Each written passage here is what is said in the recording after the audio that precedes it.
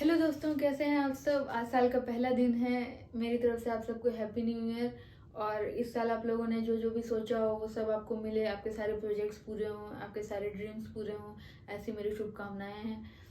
तो शुरू करते हैं आज की क्लास को। आज की क्लास में हम बात करेंगे प्रीएम्बल की। हमारा ये पॉलिटी का तीसरा लेक्चर होगा, जिसमें यूपीपी और एसएससी जीडी यूपीएसआई सबके लिए बेनिफिशियल है।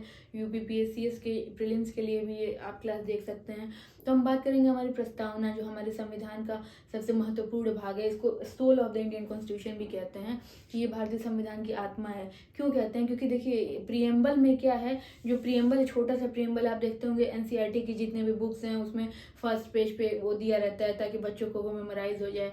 तो प्रीएम्बल इतना इंपॉर्टेंट इसलिए है कि प्रीएम्बल में ही आपको सारी चीज़ें एक तरीके से, वो अंदर क्या है वो आप ऐसे इंडेक्स समझ लीजिए कि हमारे पूरे कॉन्स्टिट्यूशन में हम क्या अचीव करना चाह रहे हैं, क्या क्या हमारे गोल्स हैं और क्या क्या फीचर्स हैं, उसको प्रीएम्बल में डिफाइन किया गया। वो कीवर्ड्स ही पूरे संविधान को आपका डिफाइन कर देते हैं। तो इसको ये भी कहा जाता है कि identity card of the constitution. एक हमारे एमिनेंट जूरिस्ट थे, जो आप यहाँ देख सकते हैं, एनके पालकी वाला, उन्होंने कहा था कि preamble is identity card to the constitution. कि मतलब यही आपका आइडेंटिटी कार्ड है कि अंदर जाने के लिए आपको क्या क्या चीज़ें हैं ये इसी से पता चलेंगी। और अदर देन दिस इसको प्रीफेस ऑफ द कॉन्स्टिट्यूशन भी कहते हैं। जैसे आप इंडेक्स देखते हैं ना कि किसी बुक में क्या कंटेंट है, उसको इंडेक्स में ही आप देख लेते हैं कि ये टॉपिक्स हैं या ये चैप्टर्स हैं, तो वो index preface of the constitution या प्रीएम्बल को माना जाता है। तो यहाँ पे हम समझेंगे कि जो प्रीएम्बल के जो कीवर्ड्स हैं उनके क्या मतलब है, और वही आपको समझना है प्रीएम्बल में। इसी से क्वेश्चन आते हैं प्रीलिम्स में, और मेंस के लिए भी आप अगर डिटेल में अगर आप समझते हैं तो आप लिख सकते हैं। तो ठीक है, पहले मैं एक बार आप लोगों के सामने प्रीएम्बल को रीड कर देती हूँ, और फिर उसके एक एक कीवर्ड्स को हम समझेंगे। ठीक है, तो हमारे प्रीएम्बल क्या कहता है, line by line, exactly word by word मैं रीड करना चाह रही हूँ। देखिए, preamble of India states, we the people of India, हम भारत के लोग, we the people of India having solemnly resolve to constitute India into sovereign socialist democratic republic and to secure to all its citizens justice, liberty, equality and fraternity.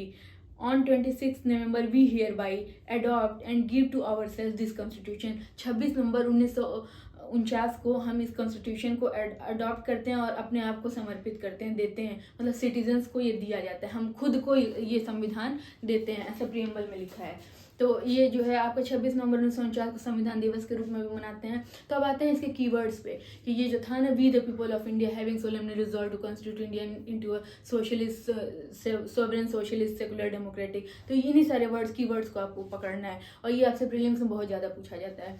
ठीक है, तो सबसे पहला word है sovereign. Sovereign का क्या मतलब हुआ? सोवरेन का हिंदी में अर्थ हुआ संप्रभु। ठीक है, तो we the people of India solemnly resolve to constitute India into sovereign. तो हम भारत के लोग भारत को एक संप्रभु राज्य के रूप में बनाते हैं। संप्रभु मतलब कि अगर कोई और स्टेट इसके ऊपर नहीं रूल कर सकता है ना, इसके अंदर जो चाहे कर सकता है, इंडिया ही सुप्रीम रहेगा। We the people of India constitution ये कहता है कि इंडिया ही सुप्रीम रहेगा अपने सारे डिसीजंस को लेने में, और कोई अदर इंटरनेशनल बॉडी इसके अंदर में कोई इंटरफेरेंस नहीं कर सकती, इसके एडमिनिस्ट्रेटिव डिसीजंस में या इसके इकोनॉमिक डिसीजंस में। हम संप्रभु हैं, ये हमारे प्रीएम्बल के अंदर है। ठीक है, तो सोवरेन का मतलब हुआ संप्रभु। हम संप्रभु राष्ट्र हैं, हमारे ऊपर कोई नहीं, हम किसी से के अंडर में नहीं है, और सारी चीज़ों का हम खुद से निर्धारण करेंगे। हम संप्रभु हैं अपने राज्य के लिए। ठीक है, संप्रभुता की बात की जाती है सोवरेन में। फिर सोशलिस्ट की बात आती है। सोशलिस्ट से आप समझ सकते हैं समाजवाद। तो हमारे जो समाजवाद है वो ये है कि सबके वेलफेयर की बात की जाती है, वेलफेयर गवर्नमेंट की बात की जाएगी इसमें।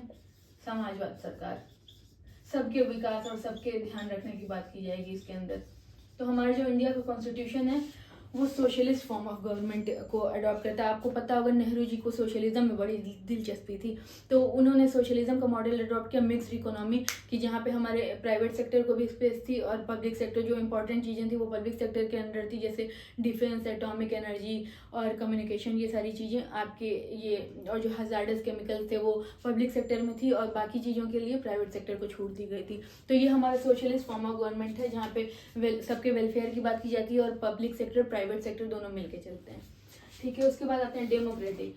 अच्छा, डेमोक्रेसी आप सुनते होंगे, इंडिया वर्ल्ड लार्जेस्ट डेमोक्रेसी है, दुनिया का सबसे बड़ा लोकतंत्र है भारत। तो इससे आप क्या समझते हैं? लोकतंत्र वो होता है जहाँ पे आप इलेक्टेड गवर्नमेंट होती है आपकी, यहाँ पे कोई राजशाही या तानाशाही डिक्टेटरशिप नहीं चलेगा कि राजा का बेटा राजा।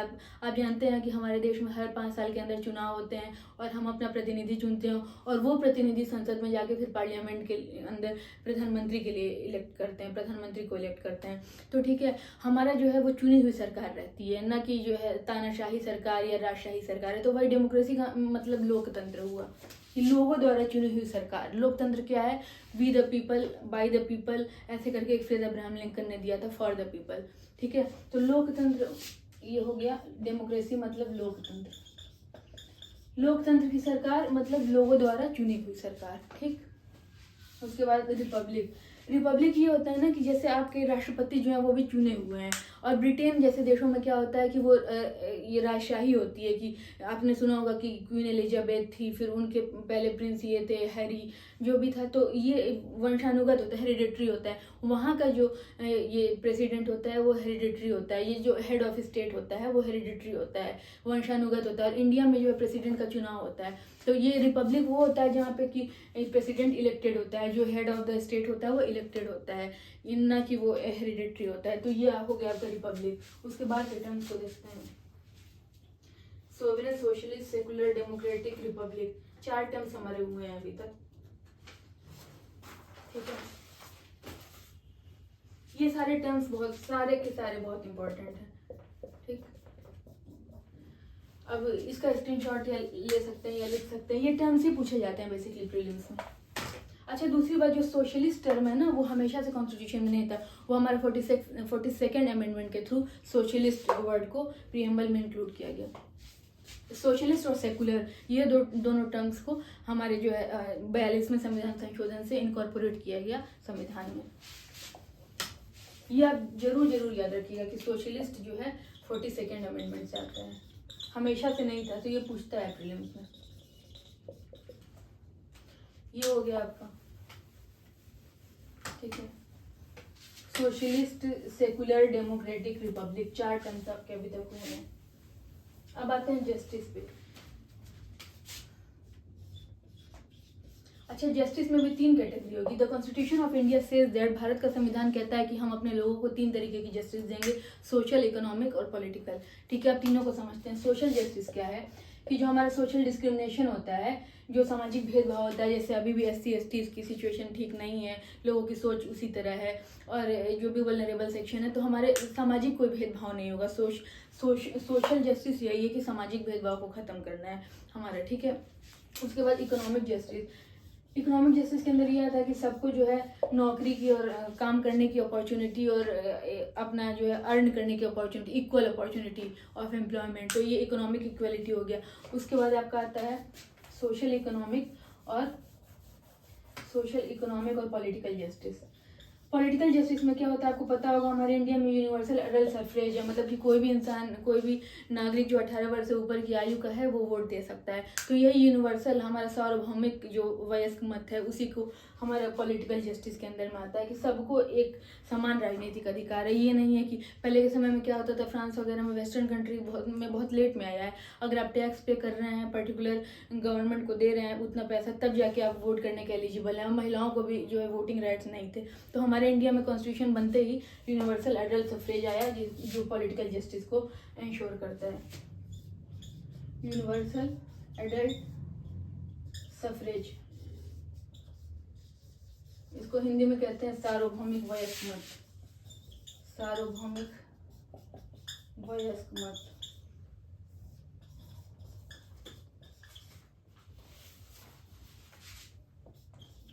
वयस्क मत, ये जो 18 साल के ऊपर वोटिंग राइट सबको है, irrespective of gender, caste, race, sex, employment, कुछ भी है, गरीब अमीर, आदमी औरत, जनरल, SC ST सबको है ना ये वोटिंग राइट। तो ये पॉलिटिकल जस्टिस है। उसके बाद बात आती है हमारी इक्वलिटी की, लिबर्टी, इक्वलिटी, फ्रेटर्निटी। ठीक है, ये 3 टर्म्स हमारे रह गए, लिबर्टी, इक्वलिटी और फ्रेटर्निटी।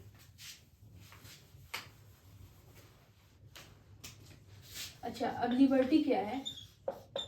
लिबर्टी ये है ना कि आपको अपने बिलीव्स और अपनी चीज़ों को फॉलो करने की लिबर्टी रहे अपने पर्सनल ग्रोथ के लिए. One should have liberty to follow its own believes and values in order to attain overall growth. तो लिबर्टी ये है कि रेस्ट्रिक्शंस नहीं है, आप कौन सा मत मानते हैं, कैसे आपके विचार हैं और किन चीज़ों की आपकी मान्यता है, इसकी लिबर्टी है ताकि आपकी पर्सनैलिटी अच्छे से डेवलप हो सके. ठीक है, इस पर कोई रेस्ट्रिक्शन नहीं है. उसके बाद इक्वलिटी. अच्छा, इक्वलिटी के अंदर ये कॉन्सेप्ट है कि everybody is equal before law. ठीक है, कानून के सामने सब बराबर हैं. कहते हैं ना कि कानून की नज़र में सब बराबर हैं. ये आप लोग हिंदी फिल्म में बहुत सुना होगा, कानून के हाथ लंबे हैं, कानून सबके लिए एक जैसा है.